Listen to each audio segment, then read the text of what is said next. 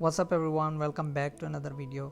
So guys, in this video I'm going to show you how to install any app from the app store with the touch ID. So usually you try to install apps from the app store and it asks for you the Apple ID password. So I'm going to show you how can you just install the application with your fingerprint. So just first let me show you that it's asking for password. So as you can see, it's asking for password, so we are going to make it from password to touch ID. So let's get start the video without wasting any time. So first of all guys, click on the setting, then scroll down, then click on touch ID and password, enter your passcode. Then guys, as you can see here, iTunes and App Store, just make sure it's turned on. So just click on turn on and it will ask for you the Apple ID password. Please enter it and just tap on OK.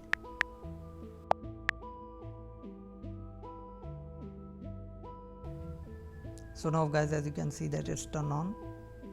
Let's make sure again that it's turned on completely. Then again go to the touch ID and passcode. So here you go, it's turned on.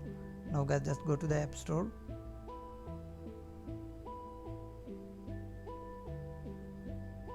Now just try to install any app. Here you go. Now as you can see guys, it's asking for touch ID.